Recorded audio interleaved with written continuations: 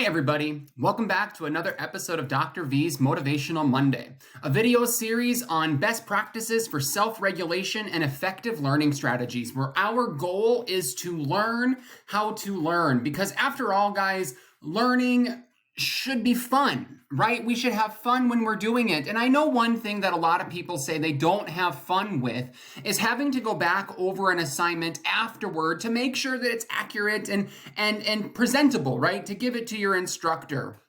We call this process proofreading, right? Where we go back, we look at what we've written, and we enhance its communication quality, its written communication, in order to get our message across effectively, clearly, and engagingly to the people we're communicating with. So today, we're going to talk all about proofreading, because after all, guys, great writing, and I would caveat this and just say great work, is never done.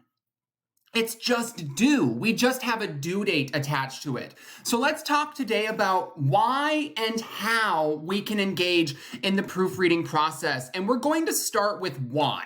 I find that it's better to have a justification so you know what you're doing, why you're doing it, and then we can figure out how to do it effectively. So the first reason that it's important to proofread is to enhance clarity. If you can eliminate unclear wording and make sure that your awkward phrasings go away, you're actually going to make sure that your main point comes across more clearly. Remember, in communication, the job of the writer is to clearly convey the main idea of the written communication.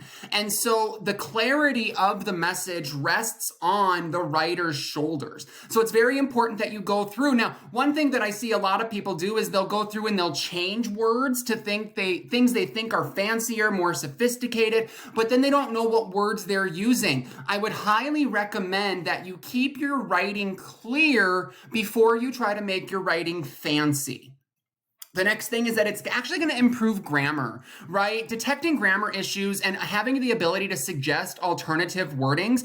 I love the tool Grammarly. I use it on every major writing project that I have because it's like I have my own little assistant to help me polish what I'm working on.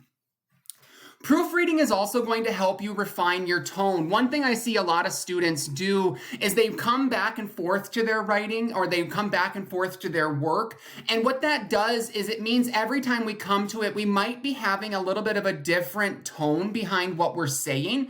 And so when we want to think about refining our tone, we think about how we can keep it formal or conversational or persuasive throughout, right? And so proofreading gives us an opportunity to go back and say, this particular paragraph is too informal for the rest of it. Let's make sure it's consistent and refine that tone.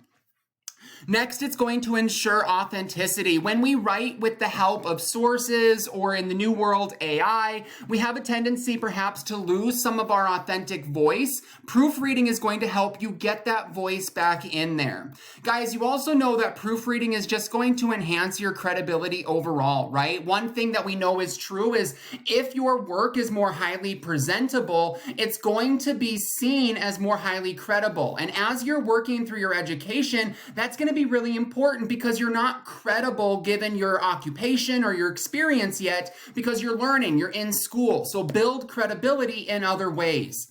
It's also going to help you facilitate effective connections. This is where you can go back through and really make sure, am I connecting to this idea clearly? Am I connecting in the best possible way to benefit my audience?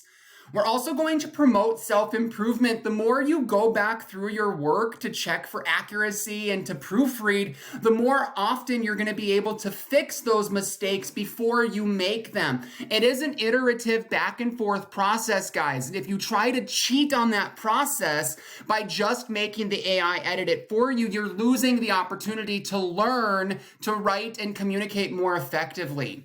And last, it's going to demonstrate respect. It's going to indicate to your audience that you respect them enough to go through and make sure your work is polished.